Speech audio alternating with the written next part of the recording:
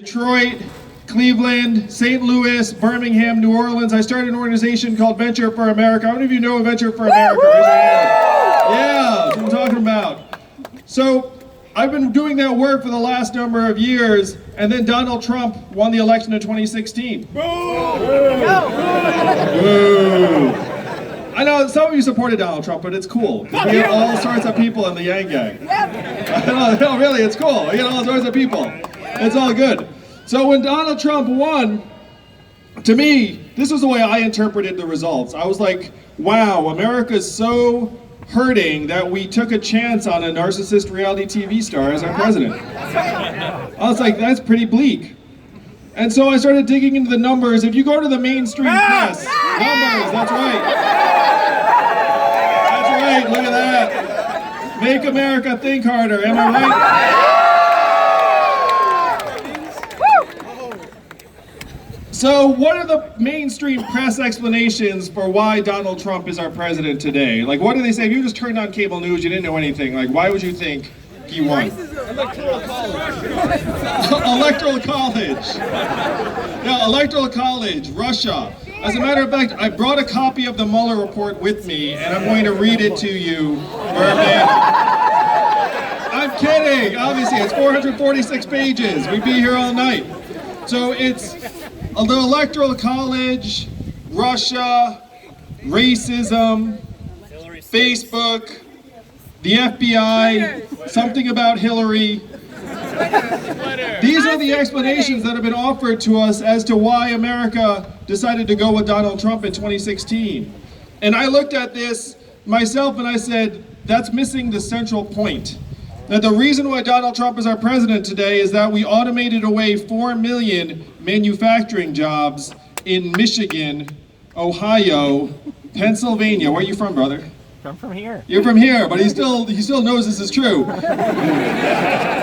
Wisconsin, Missouri, Iowa, all the swing states that he needed to win and did win. How many of you all work in technology? I know that there are a bunch of people here that do. Yeah, there are a lot of techies in the Yang Gang. So if you have your hand up, you know that what we did to the manufacturing workers, we will now do to the retail workers, the call center workers, the fast food workers, the truck drivers, and on through the economy. And it's not just blue-collar workers, it's also white-collar workers. I was just talking to a marketing pro who tells me that a lot of marketing is becoming data and algorithms. You know, it used to be come up with a creative message. Now it's like, we don't need you to be creative. We're just going to test 18 of them, and then the numbers will tell us which one is the best, and you can just sit back. Yeah, the math. And I was an unhappy corporate attorney for 5 months, and I can guarantee you can automate that job. So there are a lot of jobs that are going to be subject to automation that are not just the manufacturing jobs. This is going to rip through our economy in a very dramatic way. And Atlanta is one of the most prosperous cities in our country. So in many ways, you all are like you have different experiences with this than a lot of the country. But you know that these changes are coming, in part because many of you, those of you who had your hands up before, you're working on making these changes a reality every day. And you see it, and I have many friends who are techies, and if you ask techies, hey, do you think that we are automating away many other Americans' jobs? Most techies will say yes, we are. And then if you ask, hey, how do you feel about it? They'll say, I don't feel good about it. And then if you ask, do you want to help me and do something about it and help prepare America? They say yes.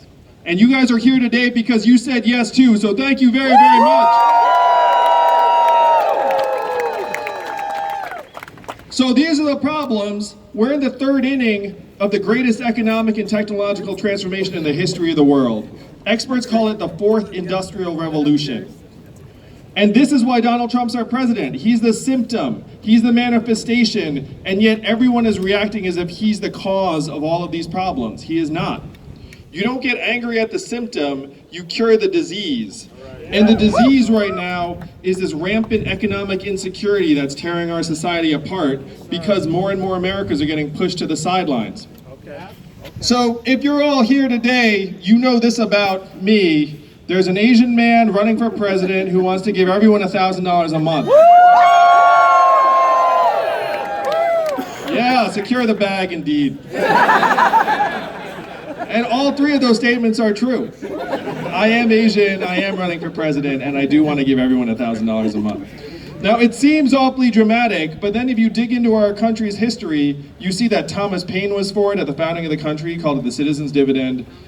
Martin Luther King championed it in 1967 in his book Chaos or Community, and you can Google and YouTube his lectures in 1967, where this was the focus of his activism in 1967, the year before he was assassinated in 1968. And he was not arguing alone. Milton Friedman and 1,000 economists signed a study saying this would be tremendous for America. And I don't know how you feel about him, but Jamie Dimon, the CEO of JP Morgan, just this week came out and said we should guarantee every American a minimum income. So this is not some like radical idea. This is actually mainstream political wisdom in the 60s and 70s. It passed the House of Representatives twice. In 1971 under Richard Nixon of all people. And then 11 years later, one state passed a dividend where now everyone in that state gets between $1,000 and $2,000 a year, no questions asked. And what state is that? Alaska! And how do they fund it? Oil! And what is the oil of the 21st century? Marijuana, that's right. Oh, it's technology, you had it right. I'm just messing with you, Atlanta. So it's technology, it's AI, it's robotics, it's self-driving cars and trucks, it's big data, it's this incredible wave of innovations that's coming down the pike.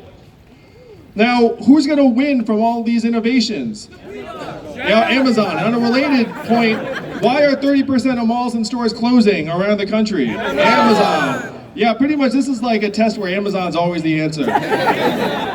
Who paid zero in federal taxes last year? That's right.